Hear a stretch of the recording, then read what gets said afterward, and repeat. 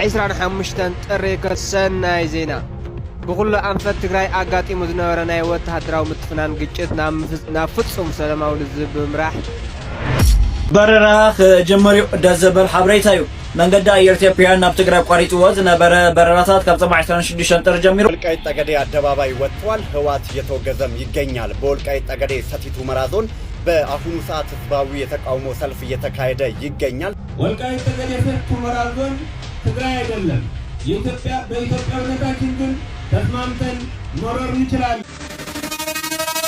ኢትዮጵያ ኣብ ልዕሊ ኤርትራ ተኸፊታ ኢትዮጵያ ዓዲ ኮይና ናይ ምቕጻል ዕድላ ይውዳኡ ንምንታይ ሓደ ውሽጣዊ ፀገም ኣሎ።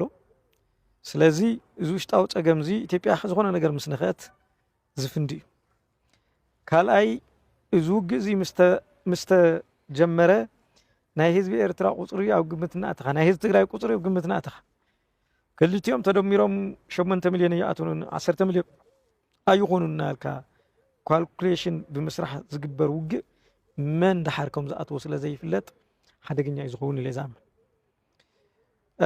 ምስ ትግራይ ጥራሕ ዝተገበረ ውግእ እኳስ ኣብ ልዕሊ ኢትዮጵያ ዘምፅኦ ሳዕቤን ርኢናዮ ኢና ከመይ ዝመሰለ ኢኮኖሚያዊ ውድቀት ፖለቲካዊ ውድቀት ሶሻል ፋብሪክ ናይቲ ህዝቢ ከም ዝበጣጠሶ ብግልፂ ዝረአ ዘሎ እዩ ህዚ ድማ ታደሰ ርዲት ትሰምዓለ ይኮነን ናይ ሃይለ ቪው ክትሰምዕ ትኽእል ኢኻ ኣነ ተራ ዜጋ እየ ናይ ታደሰ ግን ቪው ኣይኮነን መምርሒ ኢና ንፅበ ኣፕዴት ኢና ንፅበ ዳይሬክሽን ኣንፈትና ወይ ገጽና ኢና ዝብል ኢና ንፅበ ካብ ታደሰ ወፂኡ ከም ተራ ዜጋ ኢንተርቪው ክገብር ከሎ ስሕተት እዩ ኣካይዳኹም ዕርዩ ዘይትኽእሉ እንተኾንኩምን ክንነግረኩም ከመይ ንግበር በሉ ኣነ ኸመይ ዝብል ብዙሕ ሰብ ብኻሊእ ክትርጉሞ ይኽእል እዩ ተርጎመ ይተርጎመ ኣነ ይግደይን ኢንተርቪው ይኩን ዝፅበ ኣነ ከምኡ ኣይኮነን ህዝቢ እውን ክሰምዕ ዘለዎ ኢለ ዝፅበዮ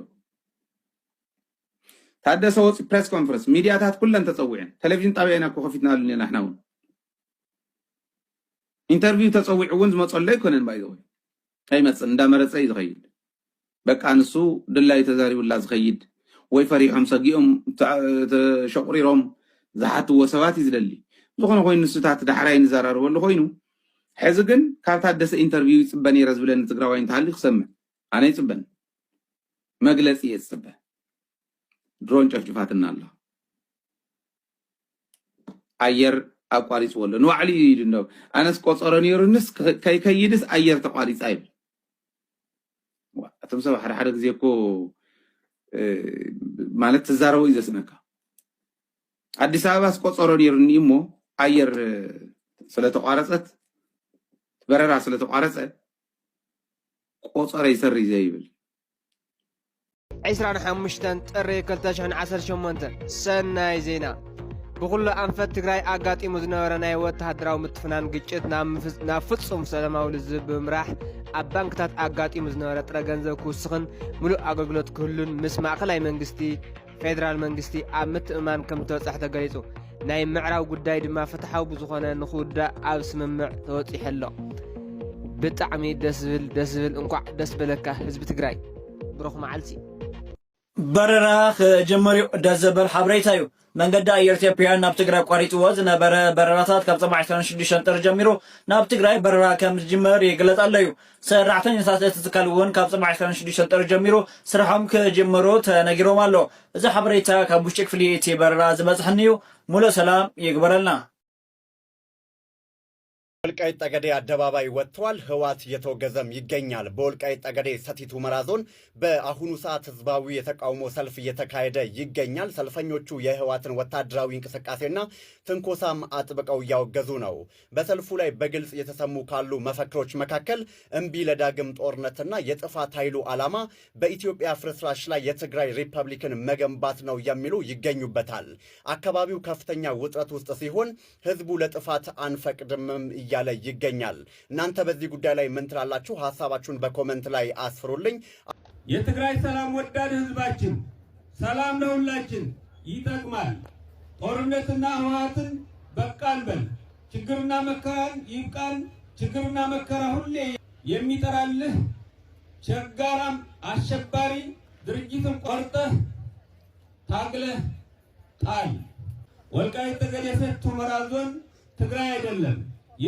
በኢትዮጵያዊነታችን ግን ተስማምተን መኖር እንችላለን። በጉልበት ከሆነ ግን ትላንትና ታግለናል። ዛሬም የተከዜ ሕዝብ ሁሌ ከእውነት ከፍትህ ከህዝቡ ፊት ሕይወትን ለመክፈል እንደተዘጋጀ ለመረጋገጥ ነው። የትግራይ ሕዝብ ሞት፣ ጥፋት፣ ልጆችን ከመቀማት ይብቃን በል ለማለት ነው። የወልቃይት ጠገዴ ማህበረሰብ ለ30 እና ለ20 ዓመታትን አፋኝና ደመጣጭን ኃይልን ሲያሰቃይ ጥቅምት 24 ደርሶ ከጨለማ እንድንወጣ ደሙን አፍስሶና ህይወቱን ከፍሎ ራስ በራሳችን እንድንተዳደር መንገድ የከፈተልን መከላከያችን ሰራዊት ለማመስገን ሁላችን ትግላችን ከጎን ሰራዊታችንን ነበር። ትላንትና ከጎን ሰራዊታችን ነበር፣ ዛሬም አለን፣ ነገም ከመከላከያችን ከፌደራል ጸጥታ ኃይል ጎን እንደሆን በደስታ ለመግለጽ ጭምር ነው። አዶናይ ቲክቶከይ ክእፀወኒ እሞ ተሓባበሩኒ ከምሎሙ ከፊእና ይፈልጥኒ ይብላለሁ።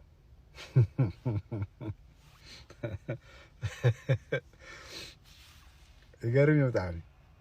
ንምንታይ ገሪምኒ ኣብ ኢትዮጵያ ኣብዚ እዋን እዚ ኩሉ ፖለቲካ እዩ። መጀመሪያ አዶናይ ንትግራይ ረሲዑ ኢትዮጵያ እዩ ዝብል ዘሎ። ኢትዮጵያ ማለት እኮ ኣይኮነን ፀገም።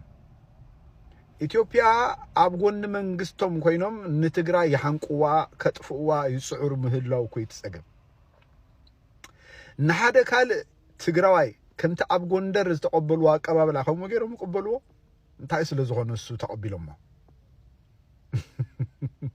ከምቲ ኣወል ስዕድ ዝበላ ተጋሩ ብሰንኪ ኣብቲ ዝሓለፈ ኩናት ትግራይ ኢትዮጵያዊነት ካብ ልቦም ወፂኡ ስለ ዘሎ ንሓደ ትግራዋይ ቲክቶከር ፌመስ ብምግባር ተጋሩ ናብ ኢትዮጵያውያንነት ኣተሓሳስባ ንኽምለሱ እዮም ዝግበር ዘሎ እዩ እቲ ነገር ኢሉ ተዛሪቡ ነይሩ። ትክክል እኮ ኢኻ። ብዝኾነ አዶናይ መጀመሪያ ትግራዋይ ምዃኑ ካልኣይካ ኣብዚ እዋን እዚ ንነብሱ ወከፍ ኩሉ ነገር ፖለቲካ ተገይሩ ዝሕሰበሉ ሃገር እናተቐመጥካ ቲክቶክካ ስጋዕ ሕጂ ዘይምዕፃዋ ኸማ ንገርመኒ። ብዝኾነ ግን እንተዘስተውዕል ንዝኩሉ ፈሎወር ሒዙ ናብታ ከናዳ ዓዱ ክምለስ መሓሾ ነይሩ። ብፍላይ ከዓ እዚ ኩናት እዚ ናይ ትግራይ እንደገና ተወሊዑ ሙሉ ብሙሉ ኣብ ኩናት ተኣትዩ አዶናይ ከጥቅዕዎ እዮም።